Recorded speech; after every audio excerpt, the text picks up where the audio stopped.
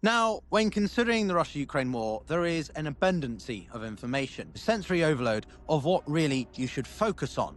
And if you really want to understand what's happening, say, especially in Europe, well, you have to look at not the speeches or the handshakes, but the silences. Much as when Vladimir Putin is silent, revealing more than he might like to admit, you have to look at the tight smiles, the carefully worded statements, the pauses where leaders choose not to say the thing everyone else is thinking.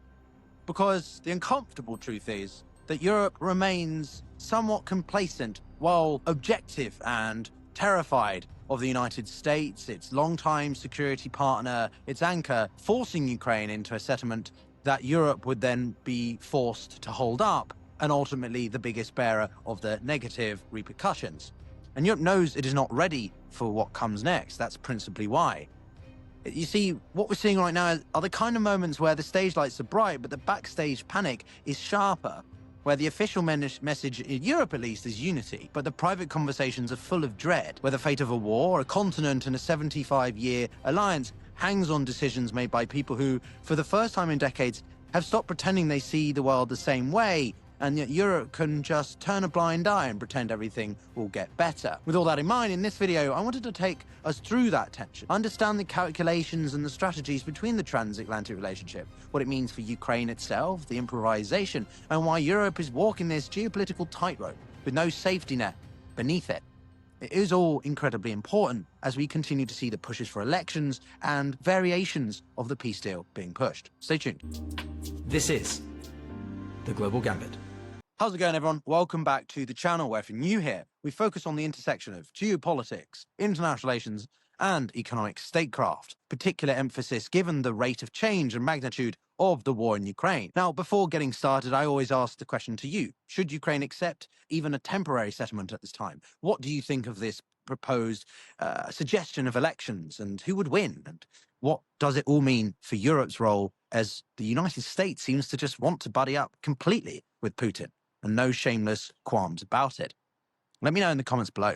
Now, the past few days have been active as well on the battlefield and diplomacy, in the release of certain key documents, which I've covered in a previous episode about the US national security strategy, where Europe is at the blunt of criticism, not Russia, not China. Hey, North Korea, which was mentioned over 15 times 5 years ago, doesn't even get mentioned at all.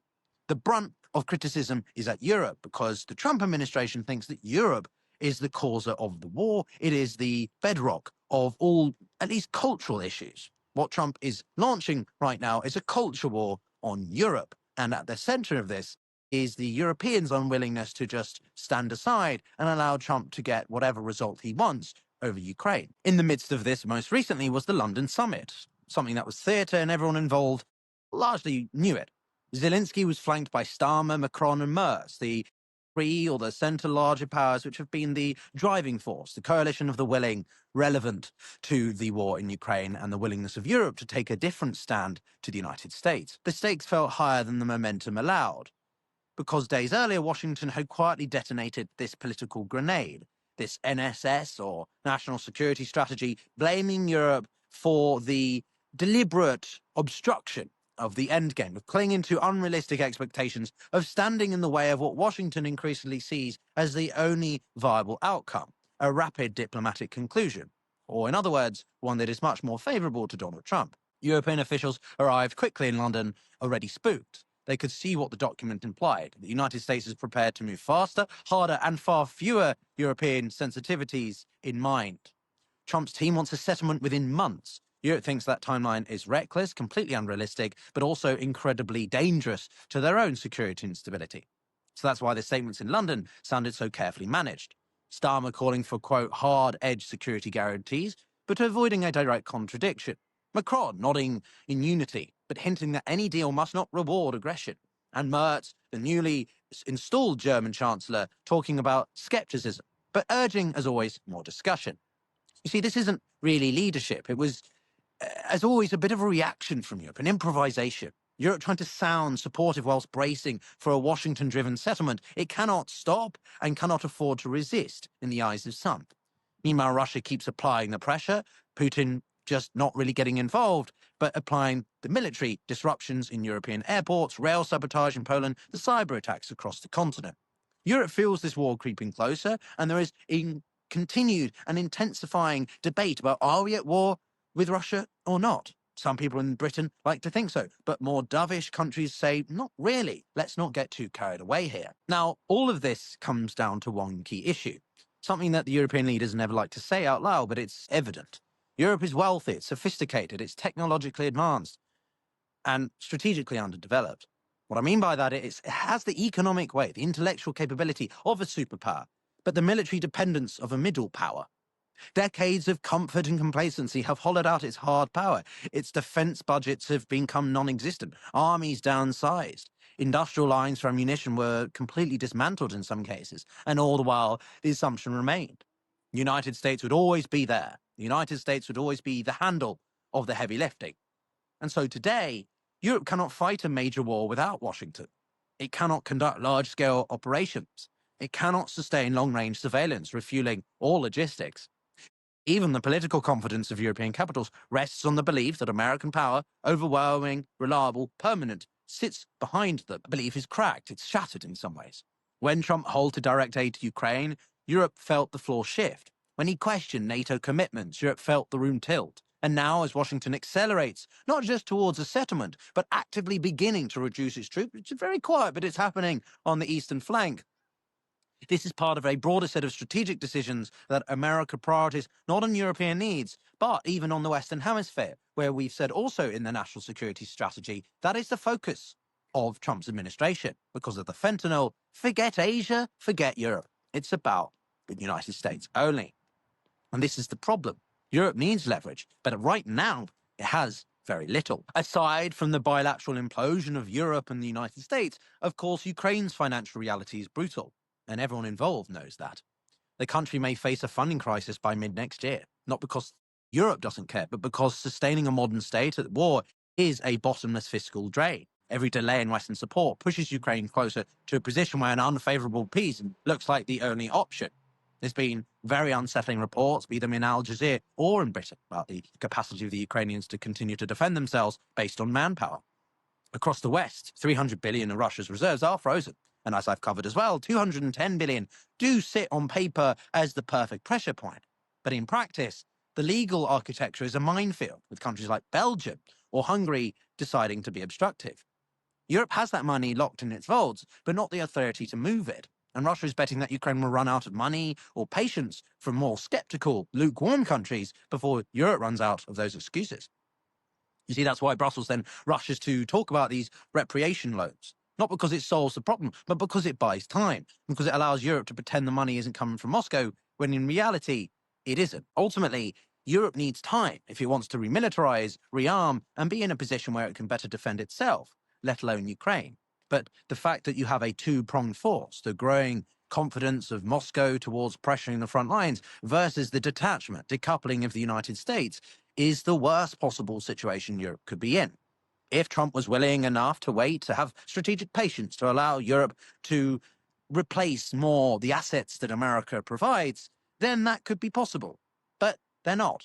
Trump only wants to see transactionality, in the sense that Europe only buys American goods, not tries to fend out on its own. Because ultimately, that doesn't benefit him and his larger strategical interests of perhaps rapprochement with Russia and Putin. Brussels built the reparations loan not as a bold geopolitical tool, but as a workaround, a way to move large sums of money without acknowledging where that actual money comes from.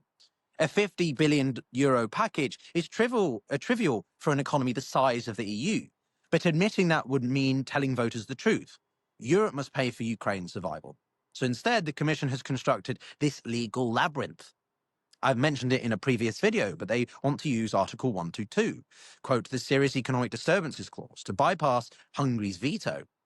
Force Euroclear, which generates up to 3 billion in interest from Russia's frozen assets, lends cheaply to the EU. They can then label the package reparations to give the impression that Russia is funding Ukraine, when legally Russia's assets actually are untouched. That structure is very clever and not something you see on the noise of X or other extreme partisan coverage. Beneath the political messaging lies the uncomfortable fact, though, that Europe is borrowing from itself to buy time. And that only potentially eats into the broader willingness of European taxpayers and supporters of Ukraine to continue to support Ukraine. And this is the part European leaders don't like people to read. This regulation states that if Russia ever were to pay reparations, the EU will take that money first, not Ukraine.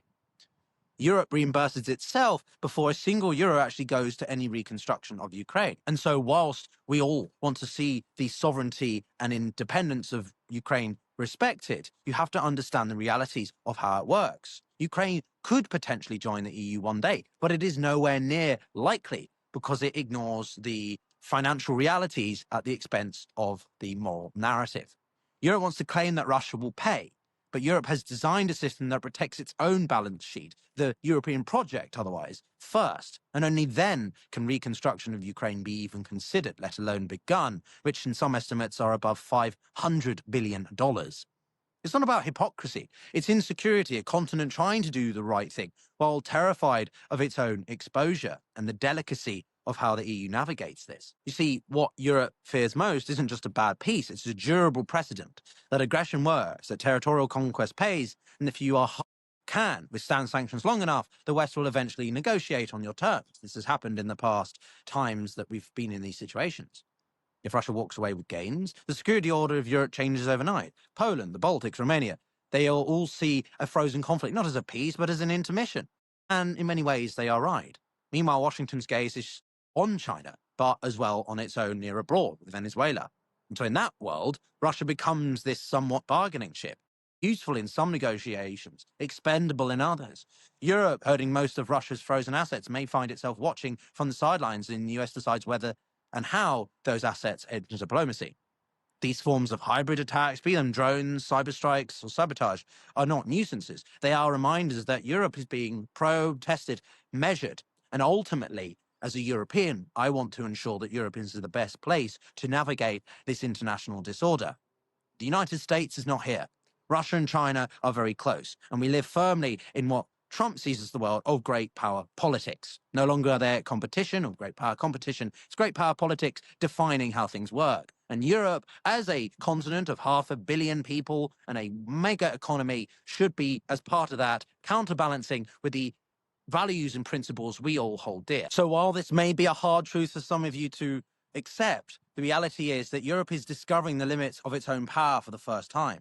Its economy is vast, its diplomacy is sophisticated, but its neglect over its security and hard power aspects, which are firmly part of any decision-making now, are grossly lacking and what we must prioritize. But at what expense? Do it to our welfare programs or a lot of things that we've taken for granted.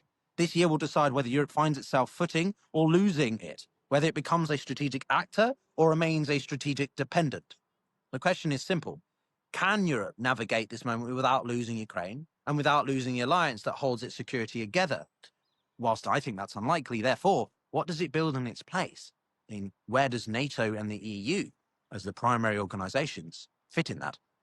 That's the question I pose to you. Thank you very much for watching this video. If you enjoyed it, do give it a like and consider subscribing if you want to see more videos like this. And let me know in the comments below, again, your opinions. If you want to support me further, be it with a coffee or being a longer term supporter, links as well down below. See you all next time.